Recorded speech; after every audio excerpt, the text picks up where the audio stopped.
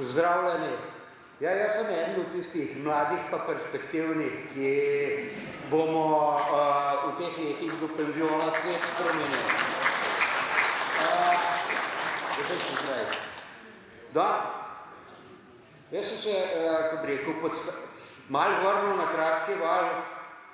Ene 35 let sem bil brez kratkovalovnih anten in glih toliko, da sem se vpeljal, ko se je zgodila industrijska revolucija 4.0 in je generacija želja prevzela kratki val. Skratka, lani se je radiomaterčno dejstvanje kratki val obrnil na glavo. Kaj se je zgodilo? To je ta znana statistika iz Klub Loga. Na Klub Logu so analizirali milijone in milijone zvez in kaj se je ugotovil, da je dejansko nekoč je leta 65 na začetku leta, potem je bilo malo teleprinterja in ostalega, nekateri so še šlo na SSB-ju, telegrafija je bila dominantna, potem se je pa zgodil FT8. In kaj je naredil z FT8? Danes, če greste na ponoči na 1.8, boste videli, ribiče boste slišali na CV pasu FT8, pa vsi delci so pa na FT8. Dobesedno, ko je štartov, je prevzel kompletni kratki val. Če odmislite bolj dvajde, tukaj je telegrafija je padla, SSB je padel in danes je veliko več kot polovica vseh zvez, ki se zgodijo na kratkem valu, na FT8, kako je. In kako FT8 deluje, kako je FT65 deluje, je Marko že krasno povedal pred 10 leti in pogledajte si njegovo prezentacijo in nekaj smo se tako razredili, da je kako dela Marjo, bo pa povedal, kako to uporabljati. Je pa ena reč, telegrafija, SSB, RTD, to so vse te tehnologije tam izpred druge svetovne vojne. Vsi nismo mlajši kot RTD, in radiomaterčno je tako poskusil nekaj novega narediti. Recimo AX25 je bila revolucija, tiste cajte, ki je prišlo, ampak kaj je dejansko tisto, kar se je zgodilo? Kaj je razlog za to, da je uspešen? Enostaven protokol, dobra dokumentacija, pa tak program, da bi za vsakim delal. Skratka, enostaven mora biti, v redu mora biti narejen, pa reklama rada. In tukaj imam naslednje vprašanje, a DFT8 kdorkoli med nami uporabljal, če bi to namesto Nobelovega nagrade Taylorja prolongirala čudežna deklica iz Kazahstana. Marketing je tukaj zelo pomemben. Kakorkoli, FT8 je po Frankiju. Franki je učitelj telekomunikacij, ki je blago dober točno v tistih stvarih, kjer je George Šibak. Če si ti dober v astronomiji, še ne pomeni, da veš vse. Joe Taylor, dva Nobelovca sta bila, ki sta v prejšnjem stoletju še dobila radica, eden dve, Arlova PR mašina in kaj se je zgodilo? Prvo je naredil, to 10 let nazaj, bi še JT65 zajeme, potem drugi protokoli, in danes smo prišli na kratki val. In kaj je najbolj zanimivo? JT65 je narejen za zveze preko Lune. Zveze preko Lune so popolnoma drugačne, kot zveze na kratkem valu. Propagacije so drugačne, motnje so drugačne, Doppler je drugačen, šum je drugačen. JT65 optimiziran za Luno. In pa kar je zanimivo, tako dober je bil narejen, da je še na kratkem valu dobro delal, ampak ni bil pa za maso. In zaradi tega so iskali, v drugem poskusu jim je uspelo narediti ta pravo stvar za kratki val. In če gremo bolj na tehniko, kaj rabaš v njej radijski zvezi? Ko hočeš bitke poslati iz točke A na točko B, poleg PowerPointa pa marketingarjev, ki to prodajajo, rabaš prvi bitke skomprimirati, zato da jih ne pošiljaš naokoli po namarnem, Potem dodaš kanalsko kodiranje. Kaj to pomeni? Dodaš bitkom popravljanje napak vnaprej, forward error correction, zaradi tega, da je oddaja robustna in da sprejemnik, ko sprejme, lahko popravi večino napak. In potem rabiš seveda tudi sam radijski kanal, kakor ga Shannon opisuje. In kako je to pri nas narejen? Kompresija je tako, da na ETA65 vsaka oddaja, vsak paketek je 72 bitov. Vse, kar si imamo za povedati, si moramo povedati o 72 bitih. ETA65 malenkost več. Potem to kodiranje pomeni, da niso možni vsi znaki. Vsi normalni znaki so možni, tisti moment, ko se malo apnaš, pa greš v novo DXTC državo, imaš rahle probleme s tem, tako da, ampak mogoče se bo tudi to rešilo, so neke ideje. Potem popravljanje napak naprej pomeni, da ti pošleš več bitov, kot je pa samih bitov informacij, in potem sprejemnik iz te kombinacije ven potegne, kar je treba. No, in FT8 je tako zložen, da ima še 3 dodatne bitke, kjer je par predlogov, kaj narediti, ampak še ni. In kako kodira ETA65 Reed Salomon, ki je imel izredno močno popravljanje napak naprej. Za vsak bit odda več kot 5 bitov, kar pomeni, da ko ste na ETA65, če namesto 1 minute oddajate 15 sekund, če malo zamudite, ker kliknete, bo to še zmerno sprejet. Pri FT8 je to drugače, tam se za vsak bit informacije oddata 2, pa je pa velika možnost napake, za tega ima še 12-bitni CRC, in jaz še nisem videl napačno sprejetega paketka, sem pa videl kakšne take, ker ga navuhal sprejel, pa ker ni bil prav dekodiran. In pa še nekaj je, ker ko je veliko bitkov, je to dejansko signal za omogoča sprejem šibkih signalov. FT8 ni narejen za šibke signale. FT8 ima 6 decibelov, takole močnejši signal, ki je ETA65 rabi, da dela in še kar to za sabo potegne. Pri teh kodiranjih, kodiranje je enostavno, dekodiranje je problematično.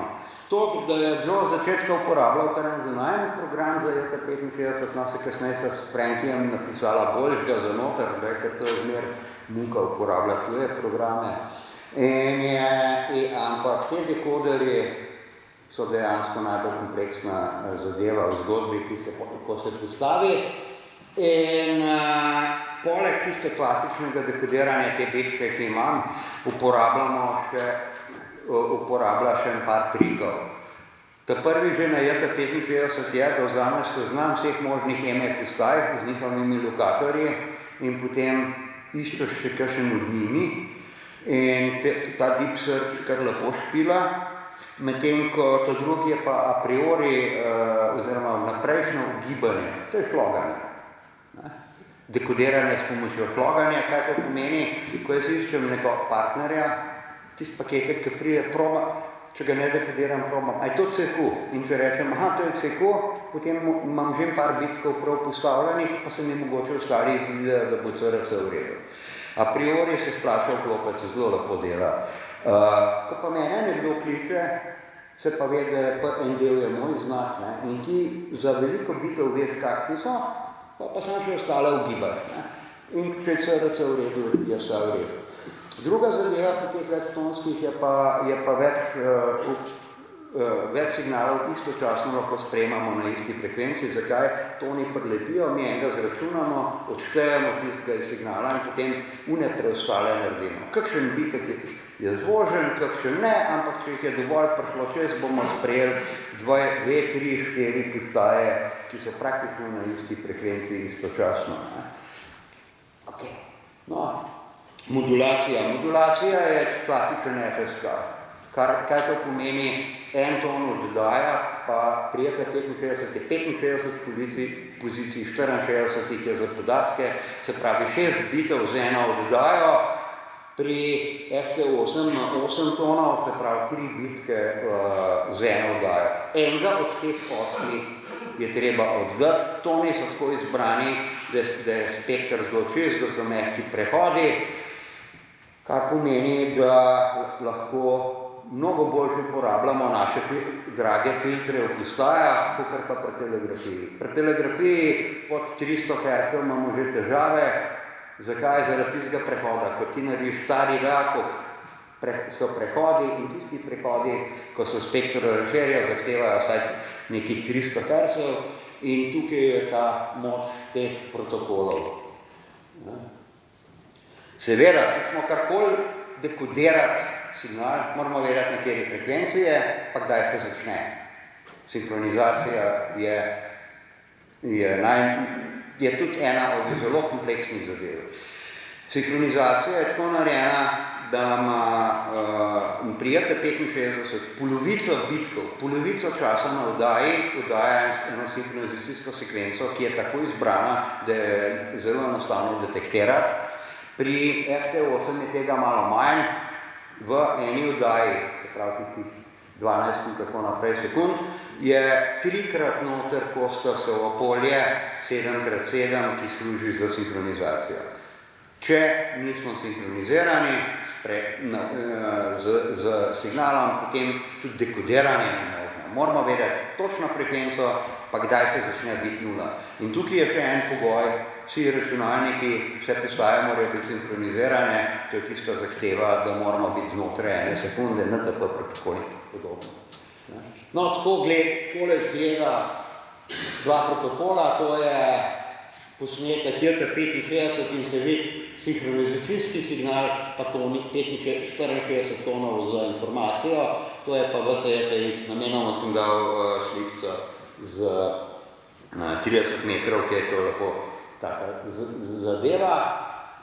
Kar se raportov tiče, namesto RST, ki je itak vedno 599, zadnje cajte, jaz sem enkrat slišal enega Rusa, ki mi je dal 579, se mi je tako krasno zdaj. Sem rekel, mogoče se pa s človekom pogovarjam, ne z robotom. Ampak tukaj se uporablja razmerje signal šum. Marketing je zraven, ki reče, minus 30 decibelov sem prejel, ja, vraga. Filter se postavi na en ton. Meri se številko med toni in tisti ton mora biti tak, da ga zaznamo. Potem se pa to lahko, pa to preračuna na cel SSB pas, zato da dobi lepe negativne številke. In to je treba vedeti.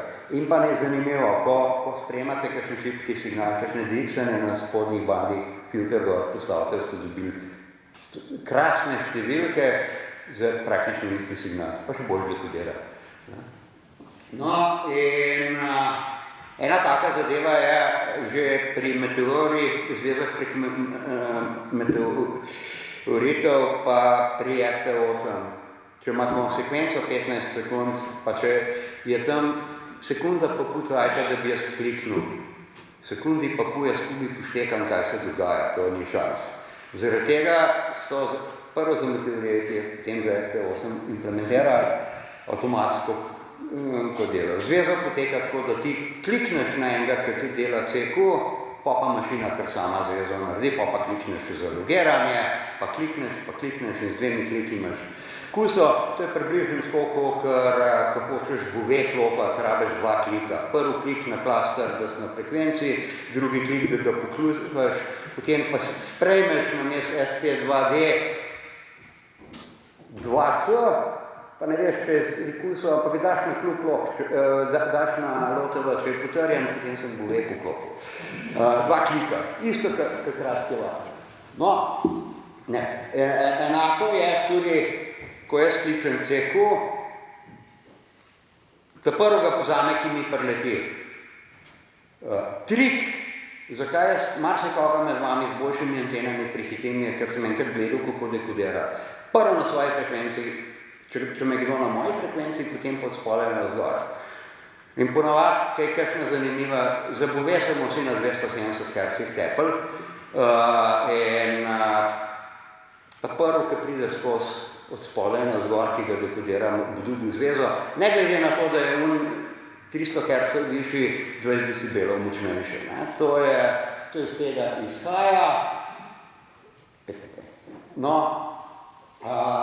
poleg JT65 za luno, RT8 za kratki val, je bil JT9, 9-tonski protokol, dosti služben za kratki val, lepo je delal, tista minuta oddaje, pa na kratkem valu, ko ti pride kakšne muhaste propagacije, enostavno je kuso, ki traja 3 minute predolg.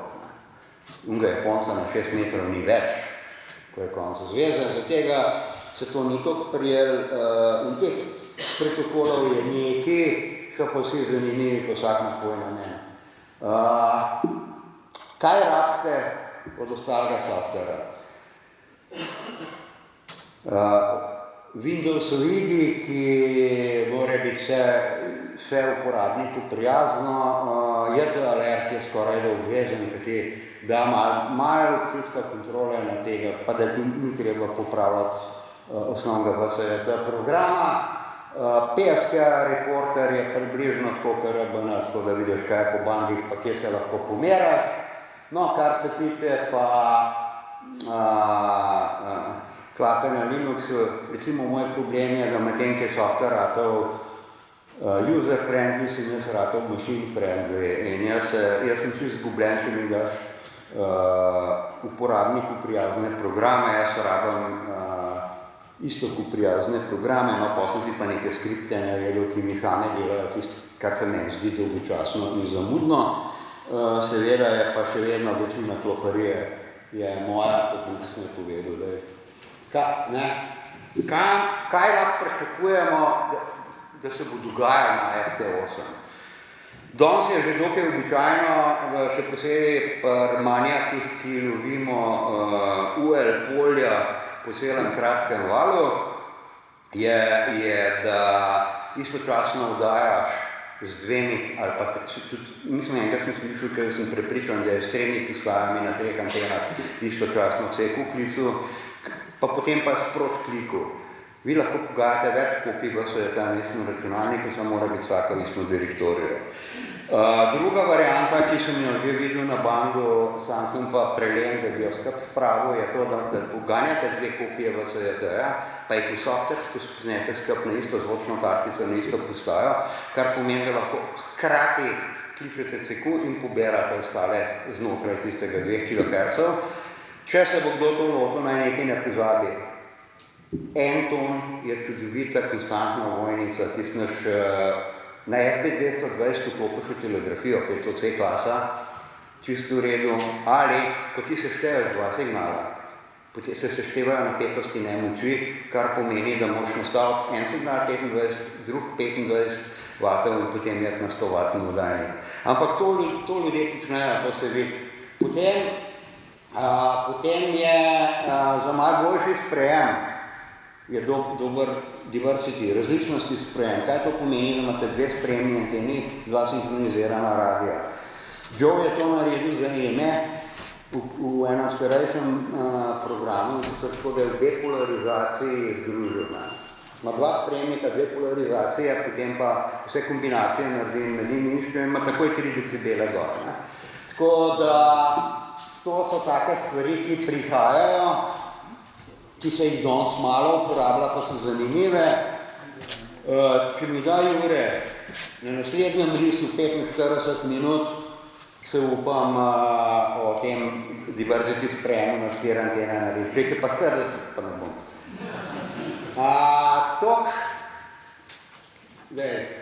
Kakorkoli, da če zaključujem ta kratek tehnični uvod, kako začeti?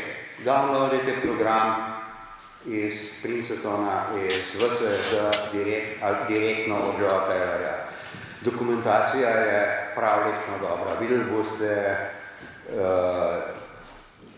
kako ta boljši ameriški profesori znajo napisati dokumentacijo, kako se znajo prodati. In druga zadeva je tale ZL2IFB, ima tudi kratna pa tako uporabniško prijazna navodila. Jaz sem jih začel brati, pa je zame preveč preveč lepo oblikovan, se sploh ne znajdem, da bom nažitil za ASCII verzijo. Ko imate program, si ga malo pogledajte, potem rabite kabelček med postajo pa računalnikom. No, večinoma smo s tem težave, ker mogoče je treba spekalnik najti, zdaj vemo, da si ga lahko na 8 letki sposobno, ampak recimo jaz sem si 21 decibelski atenuator na vdajni smeri naredil, vem pa, da vsaj enega od cenjenih kolegov, ki so tukaj, ki je rajš, kot da bi iskal spekalnik, imel kar zvočnik od računalnika, pa mikrofon gor, pa ta protokol je tako robustni, da še so to dela. Ko sami klopate, se je rekel, nastavš pa pozabaš, vraga, RF gain, AGC izklopec, če se na postaji to odnese, filtri in tako naprej, tukaj je velik tega. V bistvu za zanimive zveze se mora za vsako malo potruditi, skoka posod, za tistega, ki pa pride, tistega zbuvaja, ki ti pa razbija, boš tako po poklopu. In seveda, pri vseh teh stvarih, če ga ne slišiš, ne moraš zveze narediti. Moč ti ne pomaga, če ga ne slišiš ga pa z anteno, pa zdaj se pa je. To bi bilo toliko, kar bi jaz imel o tem, kako zadeva na začetku zgleda. Za mano bo Marjan povedal, kako se pa to uporablja in kako se dejansko klofa. Druga zadeva, Jure mi je dal samo 20 minut, tako da bom naredil 6 decibelov daljšo verzijo v klubu, konc meseca, če koga zanima, pa probal bom povedati vse tisto, ki mislim, da bi Marjan mogel, pa ni. To. Hvala lepa.